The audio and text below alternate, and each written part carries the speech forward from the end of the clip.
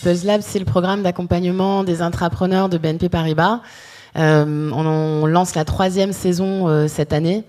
Et c'est un programme, en fait, qui, effectivement, dans ses conséquences, décloisonne horizontalement, verticalement, je vais le détailler, mais c'est dans ses conséquences. Ce que les gens viennent faire, c'est mener à bien des projets, c'est transformer des idées, donc des collaborateurs du groupe qui sont, je veux dire, quelle que soit leur fonction dans le groupe en France, qui peuvent rentrer dans le People's Lab avec une envie, une idée, d'innovation, pour créer une nouvelle activité, un nouveau service, un nouveau process pour le groupe BNP Paribas, et qu'on accompagne pendant ces 4 mois, 1 jour par semaine, pour qu'ils gardent leur job en même temps, à lancer les nouvelles activités de BNP Paribas. On lance la 3e itération, ils sont 38 à être passés, on est à peu près sur 2/3 des projets qui sont lancés en sortie. Et alors un KPI qui est amusant, ils arrivent à mobiliser 1,5 dirigeants de COMEX chacun, plusieurs d'entre eux créent leur job.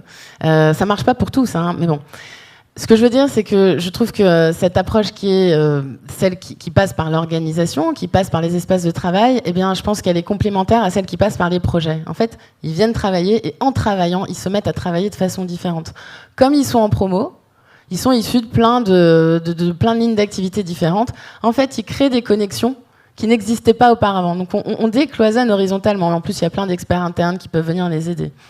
On associe aussi dès le début l'ensemble de leur écosystème. C'est un mot qui est beaucoup revenu. Enfin, en termes d'innovation et en interne aussi, en fait, maintenant, on vit cette logique d'écosystème. On recrée des façons différentes et on s'extrait de la pyramide, on va dire. Et donc, on associe le manager, on associe les RH, on associe les managers de managers. On les incite à partager après, à viraliser en fait tout ce qu'ils apprennent. Au sein de leurs équipes. Donc on est vraiment dans une façon aussi de faire différemment, mais en fait ce que je veux dire c'est qu'on n'arrive pas en disant on va faire différemment et on va décloisonner.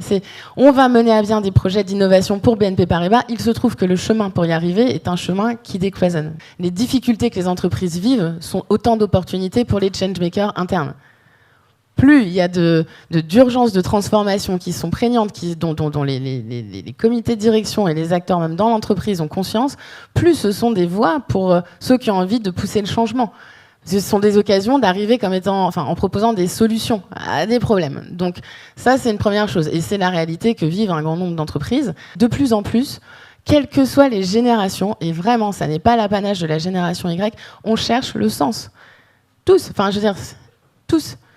Vous cherchez, je cherche, nous cherchons, le matin quand on se lève, ça a été dit tout à l'heure, à ce qu'il y ait du sens dans ce que l'on fait. Donc voilà, et derrière, un impact.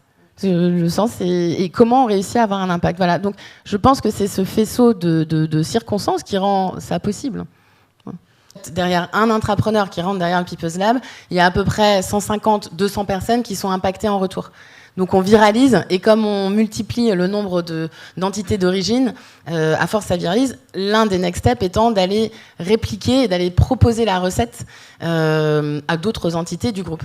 Le travail de demain, il me semble qu'il y a 2 choses. D'abord, la première, c'est de revenir à cette question de sens. C'est-à-dire que là, dans la promo 3, par exemple, on va aller sourcer des projets qui ont un impact positif sur la société. C'est volontaire, c'est assumé.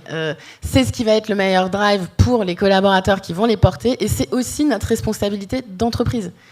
Que la valeur que l'on crée soit une valeur qui soit aussi pour les parties prenantes avec lesquelles on travaille. Quand je dis parties prenantes, ça peut être les associations, les institutions, nos fournisseurs, les candidats, etc. On ne dépose pas sa personnalité, qui on est, sa vie, ses soucis, etc.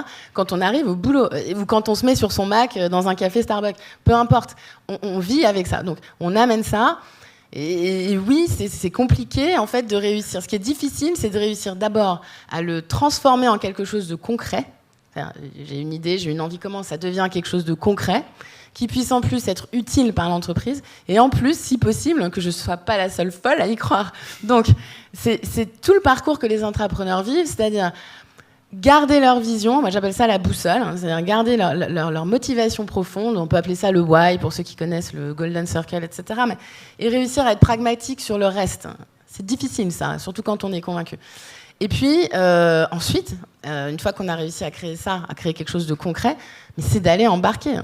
Donc, parmi les méthodos qu'on leur apprend dans le People's Lab, certes, il y a toutes les méthodes agiles des startups, le Lean Startup, le Design Thinking, etc.